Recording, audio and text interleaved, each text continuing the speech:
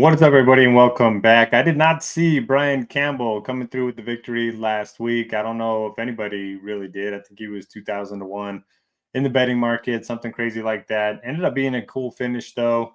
Two playoff holes with Aldridge, Pot Guider, and it kind of looked like Pot Guider had the edge. He was in the middle of the fairway. He just absolutely mashes the ball, can hit it like 360.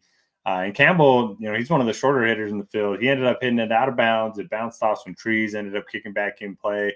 Somehow he makes birdie while Pot Gator couldn't get up and down for birdie. So it was an interesting week. Didn't have any success. Ended up having outrights on Jaeger and Aaron Rye, who both finished in the top 6. But unfortunately, that doesn't do much for me. I did end up betting them top 5 as well. So it wasn't the worst week, wasn't the best week, but I'm excited for the Florida swing. We start with PGA National at the Cognizant Classic. This used to be known as the Honda Classic.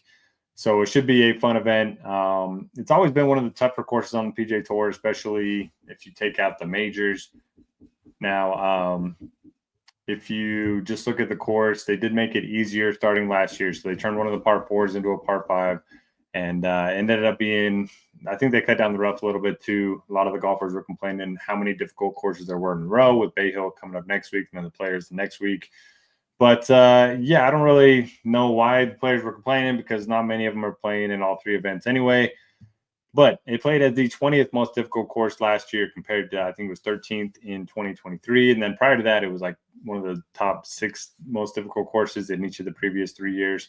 So it's definitely going to play a little bit easier than we're used to seeing if you were looking at course history. However, it all depends on the wind. I haven't checked the wind finder forecast yet. That is available in the first look. That's always free, as well as this video.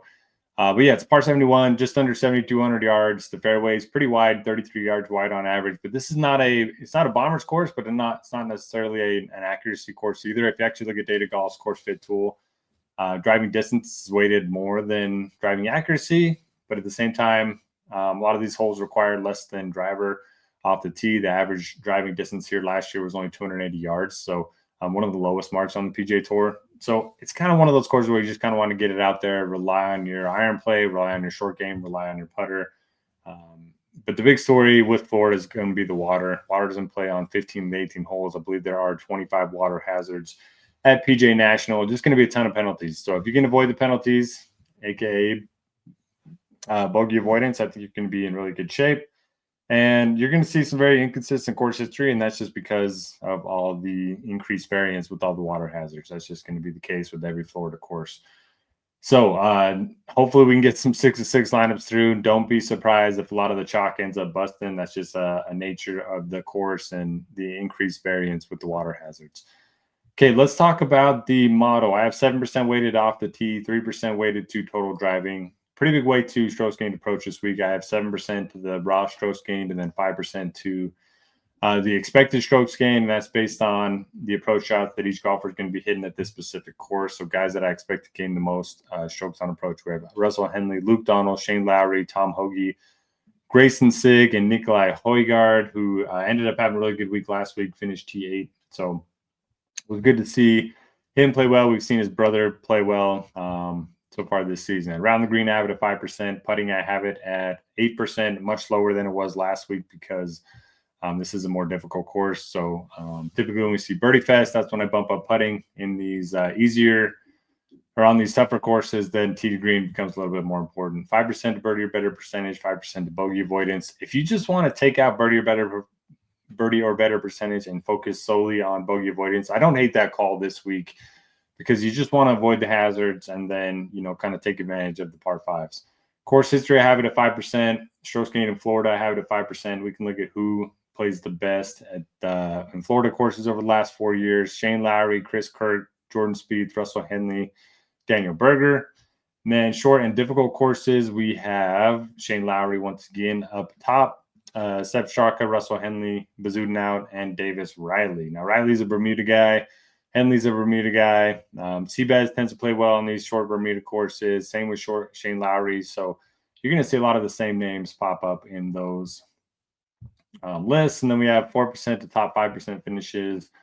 5%, 5% to the others, 6, 5, 4, and 11% to the field strength index. As I always say, field strength index just helps kind of neutralize the stats a little bit. You'll have golfers that play in really weak fields with really good stats. And if you don't have this field strength index weighted at all, it's going to benefit those golfers that play in weak fields. Let me give you an example.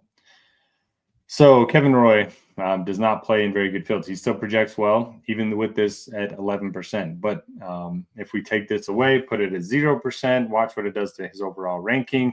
He's currently at 19th. He bumped up to 6 if you do not account for field strength index. So anyone that's just using stat models, something like that, they're not going to account for this. So I do think this is one of the more important columns in my model each and every week. And I'd always want to put it at least double digits. Okay, let's get to the overall rankings. We have 3 guys at the very top and then a pretty significant gap to number 4. So we have Russell Henley, Sungjae Im, Shane Lowry. So Henley won here in 2014. Sungjae Im won here in 2021. Shane Lowry probably should have won here in 2023, but this crazy windstorm picked up right when he was teeing off 18, and he was the last group, so he really got screwed by that. Ended up finishing second, and then back-to-back top 5s in 2024, 2025. So I have no issue with any of these 3. I think they're all great plays, and the fact that they aren't overly expensive, I'll probably end up getting hopefully around 30% of each in my MME builds. My favorite of the bunch is going to be Henley. He's probably going to be starting my single entry lineup.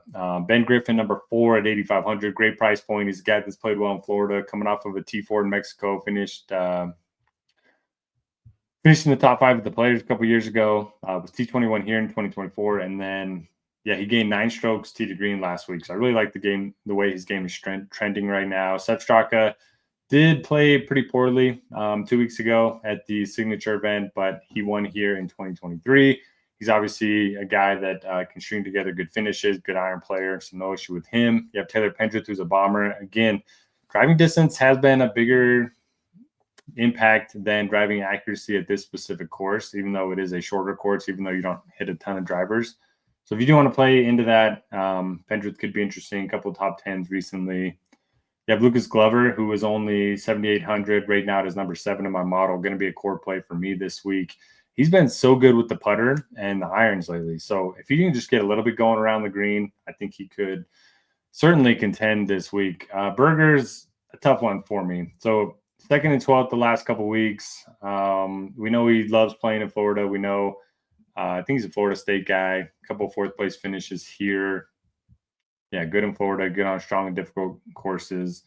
I get it, but 9,900 for a guy that was just in the 7Ks like a month ago, kind of a tough pill to swallow. So I don't think I'll get to the 15%.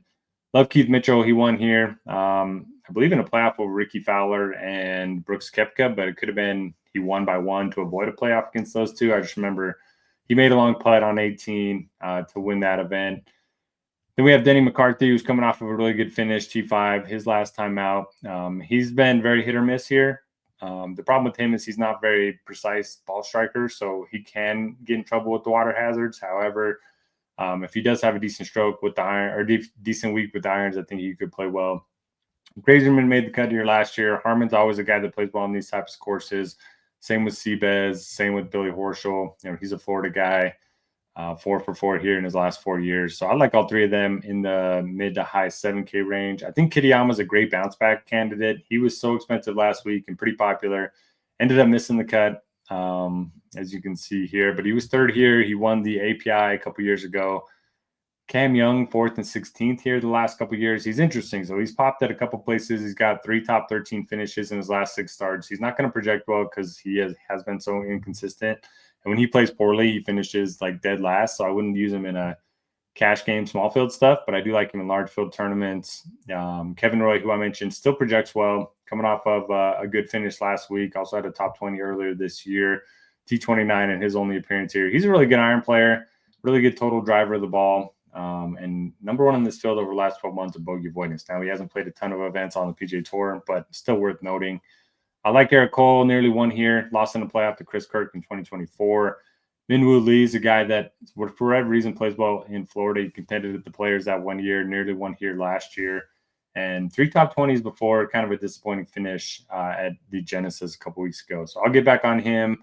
Not going to be on Benny On. His underlying statistics have been really bad. Bo Hostler, this does not feel like a Bo Hostler course, but he's made his last 4 cuts here. I like Johnny Vegas. He's kind of similar to Cam Young, Keith Mitchell, and that really good ball striker. Just hope they have a good week with the short game. So I do like Vegas quite a bit. Novak has been playing some really good golf. I can definitely play him at 8,000. Doug Gim contended at the Players once. I don't know what to do with that. Ekro won here last year. Yeah, won here last year. He's going back to the putter where he won. I guess he's changed up putters, even though he won with that putter, but he's going back to the putter where he won here. Not sure what that does for him, but we shall see. Michael Kim's been in great form, 3 straight top 15 finishes. He has struggled here in the past, so maybe he's more of a West Coast guy. I'll play some Kirk. He's won here, treated me well in Florida over the years. Jordan Spieth, an interesting one. He hasn't played here the last 5 years, but he did complain about his wrist hurting, playing 3 weeks in a row. So I don't know. His driving's been great. Like, look at his total driving and his strokes getting it off the tee. They've been really good, but everything else has been pretty bad. So I don't know what to do with Spieth right now. That should just about do it with me. Don't mind Mark Hubbard as a punt. Alex Molly put together a really good ball striking week last week, finished T10. But yeah, that'll do it. In terms of my outright card, still looking for that first winner of the season. I've had a ton of top 5s. So if you've been betting the top 5s along with the outrights, you've probably been close to break even. If you've just been betting the outright, that's been really tough. But we have Glover at 60-1. I have Griffin at 45-1. This number's come down a little bit. I have Henley at 22-1. And then I have Keith Mitchell at 45-1. Those are going to be my 4 outright bets of the week. Wish everyone the best of luck. We'll catch you back here next week.